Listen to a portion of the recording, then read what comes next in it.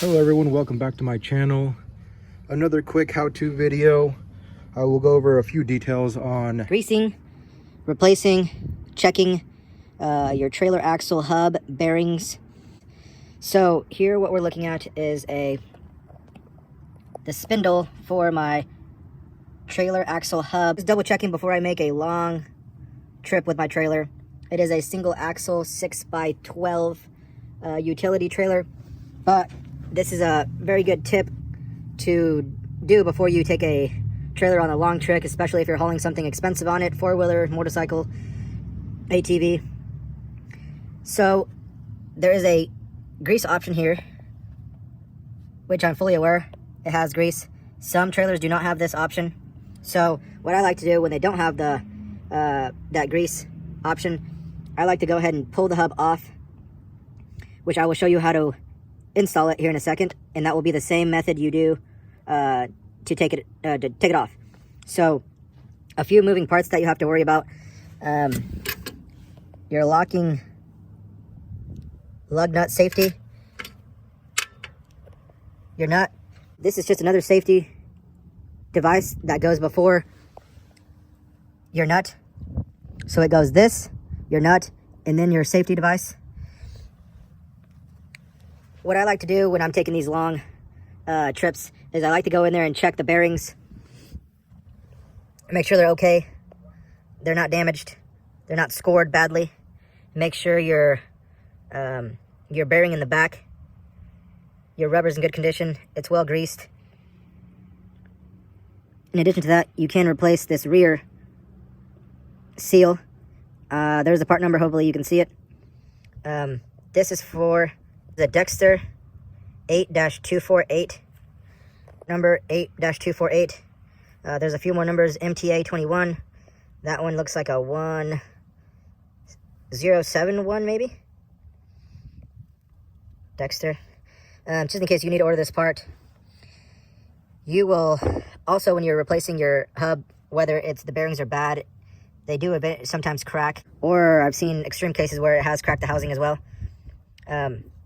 5 lug.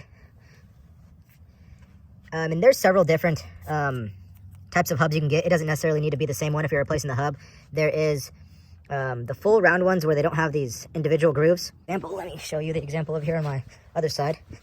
This was replaced with a new, so it doesn't necessarily need to be the same design, but it does need to be 5 lug, and this one is 5 by 4.5. That would be your wheel pattern for your hub that you need to purchase if you're replacing your hub. It should not shake, it should not wiggle, should not move side to side. That is a symptom that you need to replace bearings. It should be nice and sturdy, but it should still spin fairly freely. This one's a little tighter because it's a new, but it should still spin fairly freely. That's the other design I was telling you about. As long as it's the wheel pattern that you need for your axle. This, I believe, is a 3,500 pound axle. So it doesn't necessarily need to be the same design. Just make sure you're greased up really well inside. Make sure your grease is not discolored or black. That means you have an issue if your grease is black. Should be, some grease is pink, blue, several different colors. It'll just come out just like this. As long as your bearings are intact, you're not going to have a bunch of loose material in there. If you do have a bunch of loose material and it's tough to get off, that means you have an issue. It should be fairly easy to get off. The process to take off and put it on, I will show you now. So center it the best you can. And you will go as far back as you can. That's about the space and gap I have there. That's all the way back. And as you can see, my bearings came out a little bit. The way I'm going to mediate that is to put my safety locking lug nut part right there and then just push. Hopefully I caught that, how it's went in there. And now you should be nice and snug. That looks good. So the bearings, the outer bearing here closer to your lug nut, that one does come out fairly easy. And I'm talking about the bearing right before this safety washer. You'd seen it come out a little bit. So that one can come out.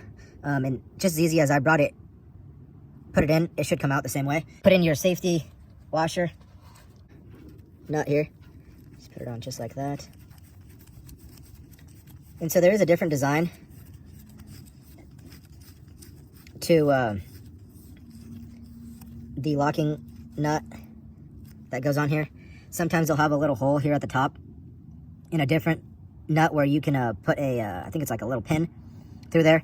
This is I would think it's a more modern nut, because all you need to do next is put your safety locking device. So you see there's a flat spot right here. That's going to go on the flat spot right here. I'll show you that in a minute, but before doing that, you need to make sure you don't tighten this nut too terribly much. It should spin for the most part freely. You may need to loosen a little bit. If you tighten too much, this is going to be really stiff to move. You don't want that. You don't want it to be stiff. It's going to ruin your bearings prematurely. You'd think it needs to be nice and snug up against there. That is wrong. You will ruin your bearings prematurely if you do that. Okay, now the final step is to add your safety. Once you have that on, don't forget to put on your cap here. Typically a rubber mallet will get the job done. Sometimes your hand. Little tip, sometimes people have some struggle. Best way, I shave this down with a grinder, make it real thin, and it's sturdy enough where it won't bend or break. Just go around the whole thing, really slow, evenly, so you don't damage this part. And eventually it should pop out on its own, just like that.